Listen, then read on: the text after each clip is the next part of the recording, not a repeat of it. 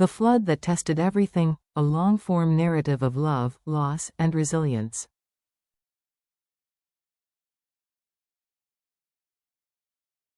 The morning before. The morning sun bathed the small valley in liquid gold, glimmering off the silver roof of the new house that James and Diep had built with so much love and patience.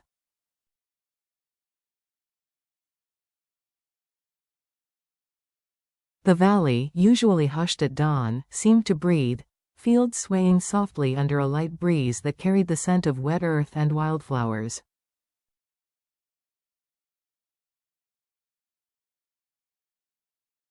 It was the kind of morning that made the world feel gentle again. Their house stood modest but proud, a portrait of new beginnings.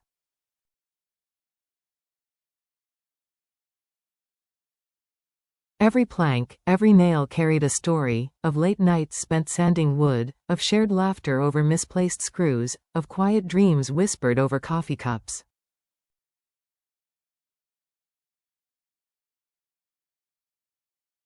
It wasn't grand, but it was theirs, a home where laughter could echo without shame, where no landlord's knock could interrupt a meal, where love had finally found a permanent address.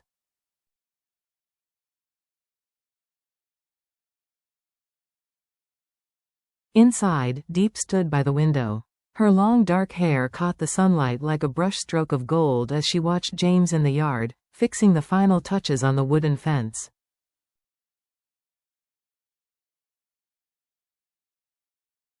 He looked up, caught her gaze, and smiled, that calm, steady smile that had always made her feel anchored.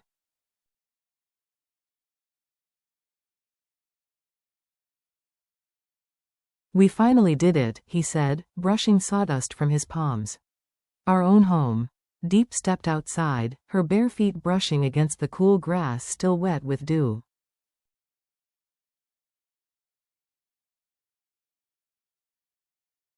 The air was rich with the promise of something unspoiled. "It feels like a new beginning," she murmured.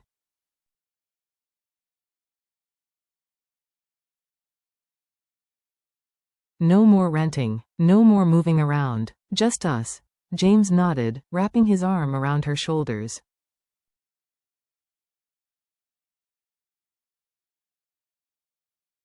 "And I promise," he said, with the quiet conviction of a man who'd learned to keep his word, "I'll make sure this house always stands strong."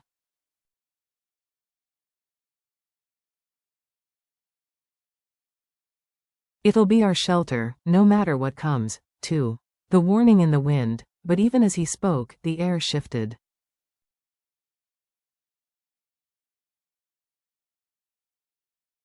A low, distant rumble rolled across the valley.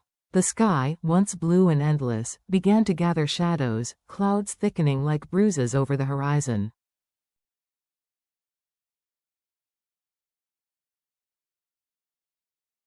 Diep turned to the sky, her smile faltering. "The news said there's a storm coming."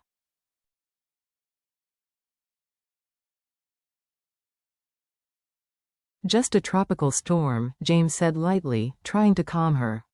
"It'll pass by tomorrow."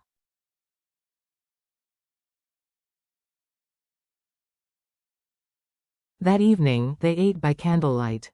The radio murmured warnings of a system forming over the sea, storm BUALOI, growing stronger.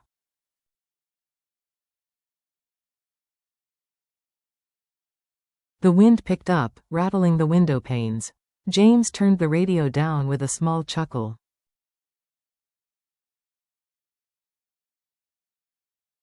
They always exaggerate, but Diep wasn't so sure.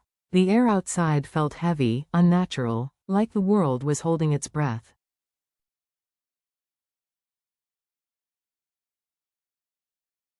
She stepped onto the porch before bed, looking out at a sky sliced by distant lightning.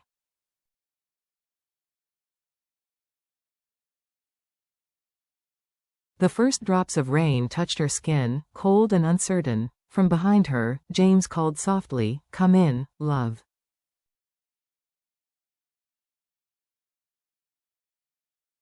"You'll catch a cold." She turned, leaned into his arms, and rested her head against his chest.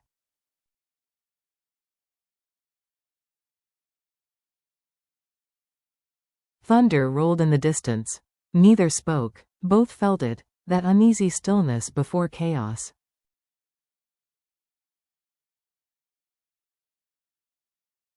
The night breaks. It began quietly.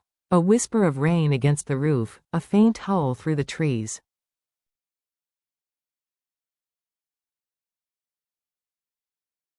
Then, suddenly, the world roared awake. Deep startled to the sound of a crash outside.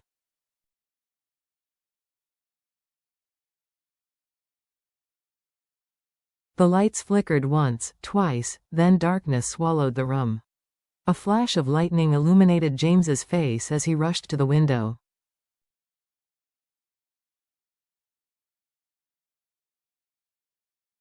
Water was pooling at the edge of the garden, swirling, rising. His voice trembled when he spoke.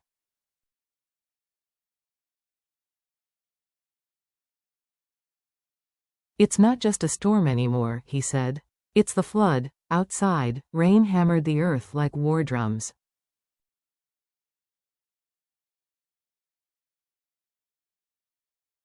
The wind screamed through the cracks of the new house, bending trees until they seemed to beg for mercy.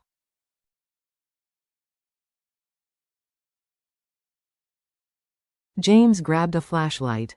"I need to move the car to higher ground." Deep clutched his arm.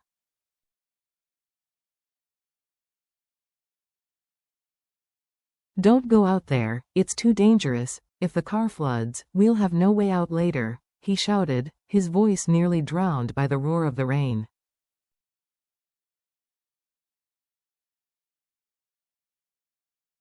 He forced open the door. The wind hit him like a wall, almost tearing it from its hinges.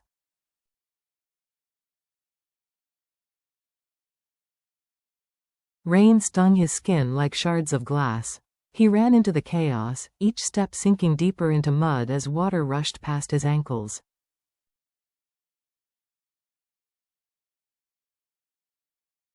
Inside, Deep stood frozen, her reflection flickering in the candlelight. The floor was slick with water creeping beneath the door.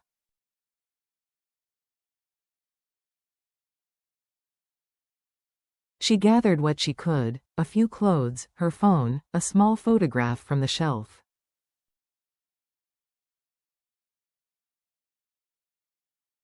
It was the one of them standing by the house the day it was finished. She slipped it into a plastic bag, pressed it to her chest, and whispered, "Please."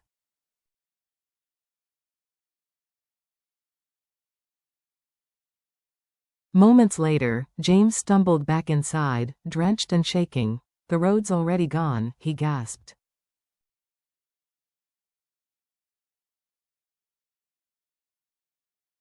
"We can't drive anywhere." He pushed furniture against the doors, desperate, but the water kept coming, relentless, rising faster than they could think.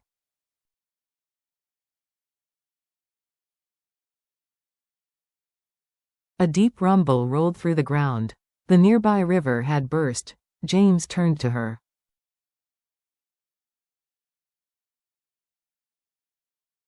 Upstairs. Now, they ran, feet splashing through cold water that reached their knees by the time they reached the staircase.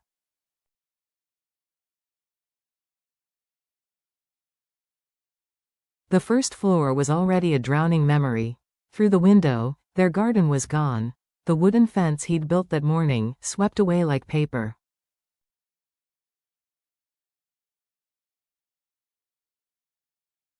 Deep collapsed by the window, tears blurring her vision. Our house, everything we worked for.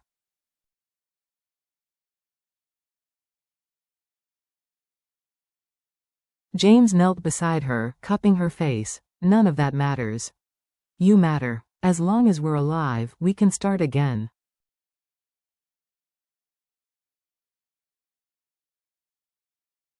But the house groaned, its bones breaking under the pressure. "We have to get to the roof."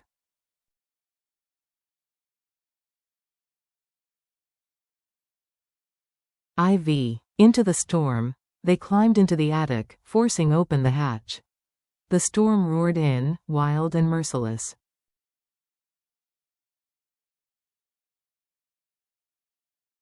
Lightning split the sky, revealing the valley. now a vast ocean. James helped Diep onto the roof.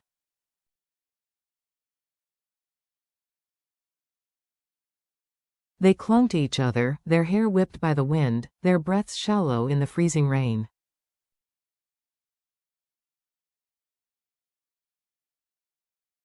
I'm scared, Diep whispered. I know, James said softly, voice almost lost in the storm.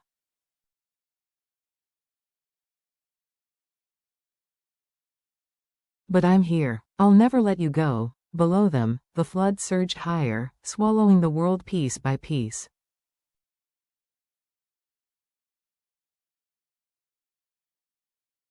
The house shuddered. If it collapses, James shouted, pointing to a dark silhouette, an old tree still standing in the distance, we'll swim for that.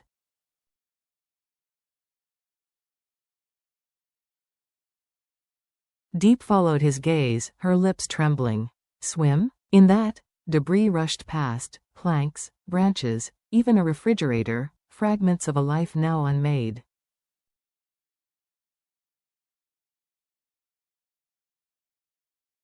James cupped her face again. I won't let anything happen to you. Do you trust me?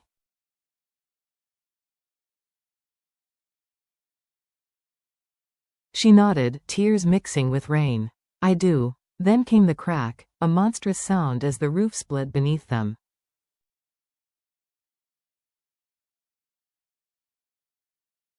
Jump! James yelled. They leapt together, swallowed by black water.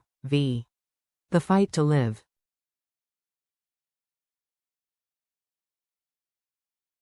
The cold was brutal, 1,000 knives against the skin. Diep screamed, her voice vanishing into the storm.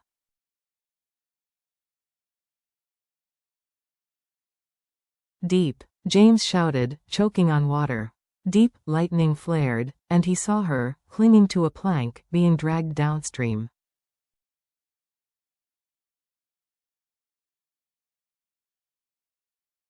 He fought toward her, each movement a battle against the current. When he reached her, he seized her arm.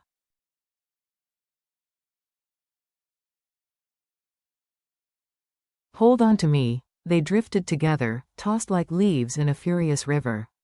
Ahead, the tree loomed closer, its roots half submerged, but defiant.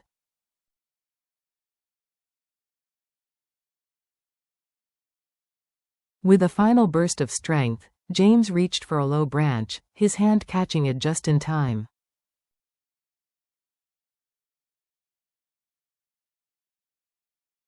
He pulled Diep up beside him. They clung there, trembling, gasping for air. Diep began to cry, quietly, then uncontrollably.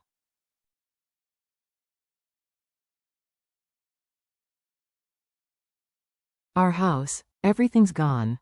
James pressed his forehead against hers. We can rebuild a house, he whispered.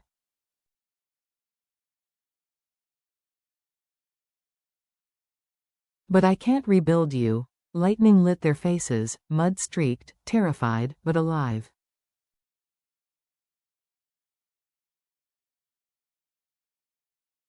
For the first time since the night began, James allowed himself to hope. Dawn and the aftermath.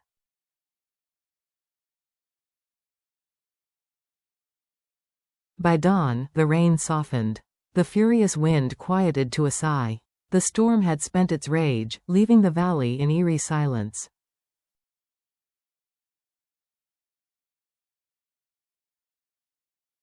James and Diep clung to the tree as the first pale light crept over the drowned world.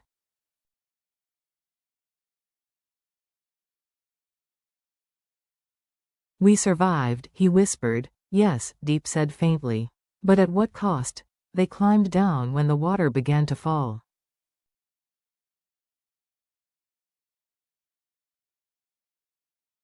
The ground beneath their feet was soft, cold, unfamiliar. The valley was unrecognizable, roofs floated where fields once grew, trees leaned like exhausted sentinels.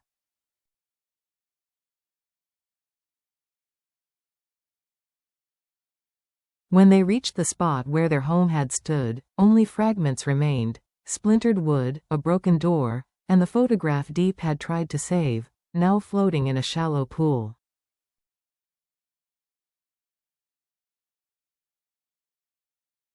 She lifted it, muddy but intact, tears filling her eyes. We lost everything. James looked at her, then at the sunrise breaking through the clouds.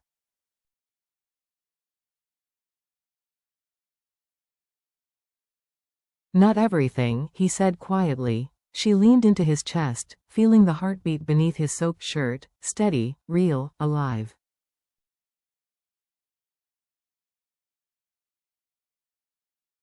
Around them, the water began to recede, leaving ruin, and the faint promise of beginning again.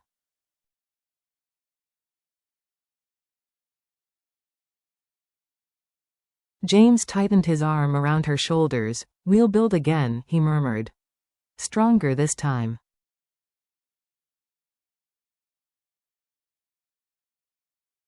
"Together," she said, and in that fragile dawn, surrounded by the wreckage of all they had loved, hope was enough.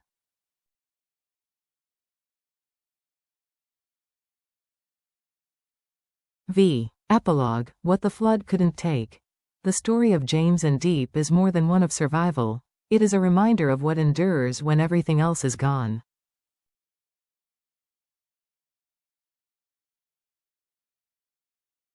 Nature can take our homes, our plans, our possessions. But it cannot drown love, not the kind that clings to a tree in the dark and refuses to let go.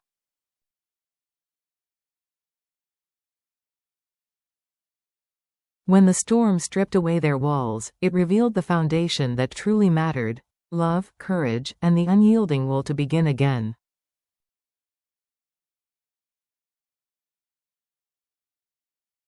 Their story teaches us something simple, and yet profoundly human, that what survives the storm is not the house we build,